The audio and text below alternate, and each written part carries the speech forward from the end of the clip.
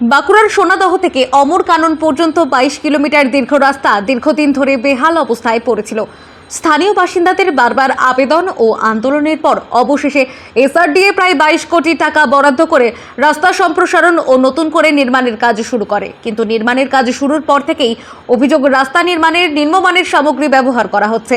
আমাকে যেভাবে ভাগটা আবার এজেন্সি দেখিয়েছে, তো প্রথমে কিছু ওই চাইনাকি ওই মালটা দেওয়া হয়েছিল, তারপরে সেটা ক্লোজ করে দেওয়া হয়।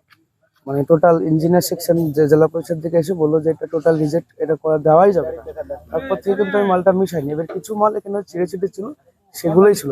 আমি কাজ করছি স্টোন ডাস্ট 1/2 ইঞ্চি 3/4 আর বালি।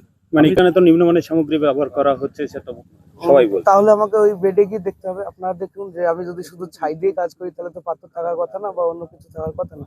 তাহলে এখানে বেডে গিয়ে আপনারা একটু যদি চেক করেন তাহলে আমার ভালো হবে।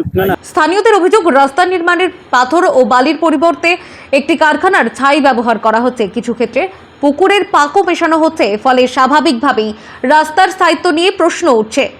নিম্নমানের সামগ্রী ব্যবহারের ফলে রাস্তা নতুন করে নির্মাণ হলেও দ্রুত বেহাল হয়ে পড়বে বলে আশঙ্কা প্রকাশ করেছে স্থানীয়রা। তাদের দাবি, বিষয়টি নিয়ে স্থানীয়রা বারবার অভিযোগ জানালেও কর্তৃপক্ষ কোনো ব্যবস্থা নেয়নি বলে অভিযোগ। স্থানীয় তৃণমূল নেতা উত্তম ধোয়া জানায়, মূলত অভিযোগ রাস্তাটা যেমন সুষ্ঠুভাবে ভালোভাবে হয়। সরকার 22 কোটি টাকা দিয়ে রাস্তাটা বরাদ্দ করেছে। 22 কোটি টাকা তো কাজ হচ্ছে বলে আমরা কিছু মনে করছি না। কারণ হয়ে গেছে কি, কারখানা ছাই এনে ফ্লাই এক্স এনে গোটা রাস্তাটা বিশাল হয়েছে।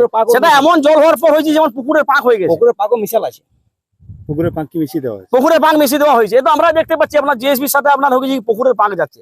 এটা আমার বালিতে পাথরে মিক্সিং করে, এবং সেখানে একটা বড় ধরনের মেশিন বসবে, সেই মেশিনে রোটোভেটার মেশিন, সেই মেশিনে একটা মিক্সিং হবে।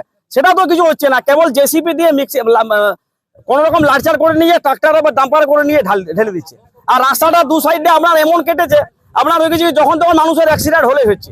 পাথর তো মূলেই দেয়নি রাস্তাটাতে, কেবলমাত্র কারখানার ছাইটা নিজে বেশি দিচ্ছে। আপনারা কি করলেন? আমরা এটা গ্রাম্য তরফ থেকে এসে আমরা এটা অভিযোগ জানালাম এবং রাস্তার কাজটা বন্ধ করলাম। কতদিন বন্ধ থাকবে? এখন অনির্দিষ্টকালের জন্য বন্ধ থাকবে, যতদিন না আপনার ইঞ্জিনিয়ার এসে সঠিকভাবে রাস্তাটা করাচ্ছে। আপনার রাস্তা কতটা এস্টিমেট আছে? রাস্তাটা এস্টিমেট আছে 22 কিলোমিটার, 22 কোটি টাকা স্যাংশন আছে। সোনাদহ মোড় থেকে অমর কানন। আপনারা অভিযোগ জানিয়েছেন? হ্যাঁ, এটাকে আমরা অভিযোগ জানিয়েছি, রিটিন ভাবে জানিয়েছি, কোনো কাজ হয়নি। কোনো কাজ হয়নি।